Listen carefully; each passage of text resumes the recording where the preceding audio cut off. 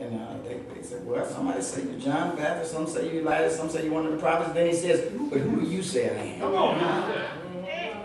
See, the real question was, who do you say Jesus is? See, Jesus wanted to know, who do you think he is personally? Amen. I can talk about what other folks are saying, but what do I think?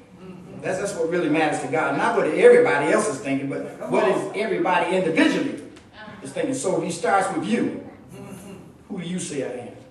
Then other folks, Coburn come along and says, you're under construction. I mean, all of us are under construction. I saw a sign on the bathroom door says, please be patient with me. God's not through with me yet. All right.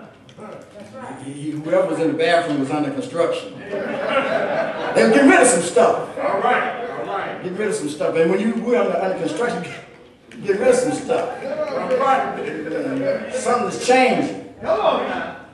Amen. In the book of Acts, the 12th chapter. Yes, yes. Acts the 12th chapter. And really, it's so much I would really like to read the whole story. I'm going to read some of this and then just try to fill in some of the gaps. First verse. Now about that time, Herod the king stretched forth his hand to vex certain of the church. And he killed James, the brother of John, with the sword. And because he saw it pleased the Jews, he proceeded further to take Peter also. Then were the days of unleavened bread. And when he had apprehended him, he put him in prison and delivered him to 4 quadrants of soldiers to keep him, intending after Easter to bring him forth to the people. Okay. Peter therefore was kept in prison, but prayer was made without ceasing of the church unto God for him. Yes, yes. And then the 13th verse. And as Peter knocked at the door of the gate, a damsel came to hearken named Rhoda. And when she knew Peter's voice, she opened not the gate for gladness, but ran in and told how Peter stood before the gate. Amen. I'm going to talk to you this morning on the subject, the answer is at the door. All right. The answer is at the door. The answer is at the door. I have a question. How many of you have been praying? You've been praying and it seemed like nobody's listening. You've been praying and it looked like you just can't seem to get an answer. You've been praying and you've been talking to God and it looked like God is just not paying you any attention. And a lot of times what happens when that takes place in our lives, a lot of times we just stop praying. We give up. In fact, some people turn around. But God ain't listening to me. He ain't paying me no attention. And so I'm going back to drinking. I'm going back to smoking. I'm going back to getting high. I'm going back to messing around like I used to mess around. Come on. Because it seems like God don't care about me. Yes, yes, yes.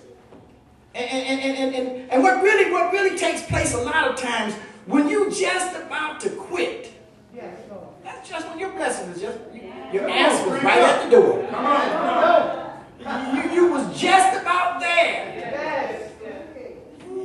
You almost.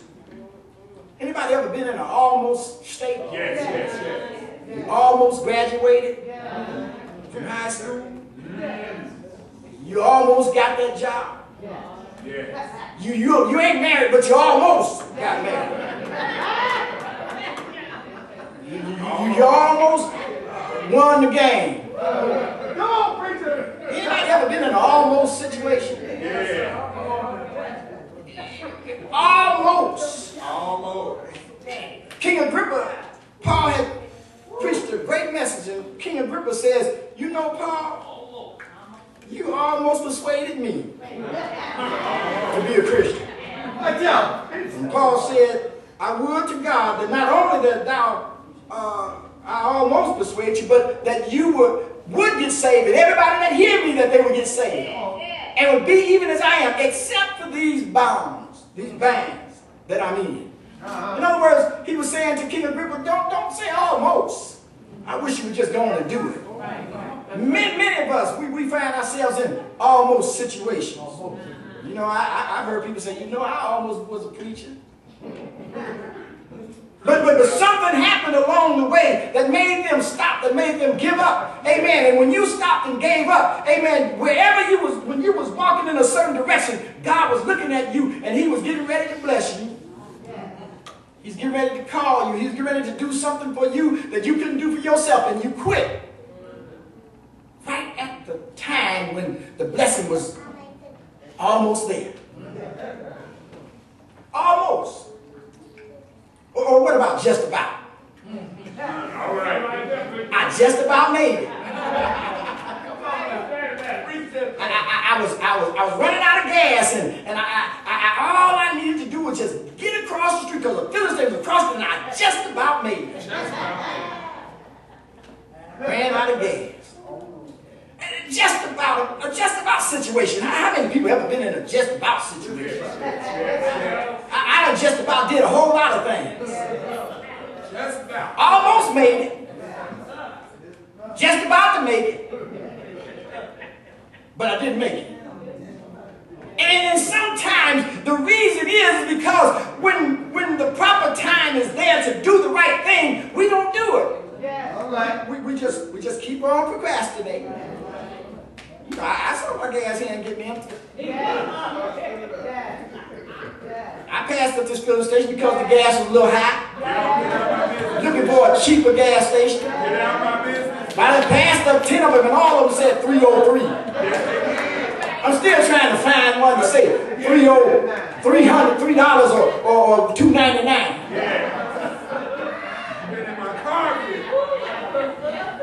And then I run out of gas and say, I just about made it. I almost.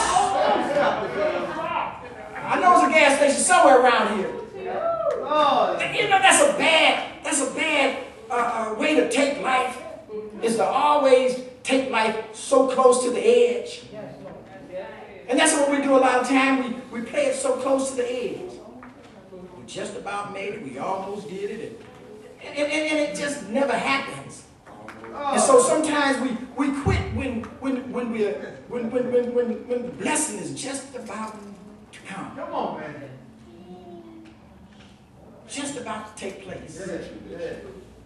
We come into church and there are some things that we've been praying and seeking God for and being a little faithful to God, and all of a sudden look like God just ain't paying no attention. So we stop being faithful. Stop being persistent and stop giving God the best of our service, and because God don't seem to be coming when we call him and when we want him to come. Amen. So we stop and we quit and we give up. Amen. And the blessing is right there. We just about to get it. Almost. And so we quit and we give up. But you got to, if you really want to see God move, you got to hang in there. You got to just keep on doing it. Even though it looked like ain't nobody participating. You might be the Sunday school teacher, and don't nobody show up with you. Just keep on being the Sunday school teacher. Keep on being showing up on time, even if don't nobody else show up. You keep on, amen, standing there and going through the formalities of teaching Sunday school if ain't nobody there but you in the pews. Yes, sir. Because see, the Bible tells us, don't be weary in well-doing. For in due time you will reap if you think not. I know that it might seem like, amen, God ain't nobody going to show up. God ain't going to send nobody by. I know it might look bleak and it might look dim, but just keep on doing what you know to do.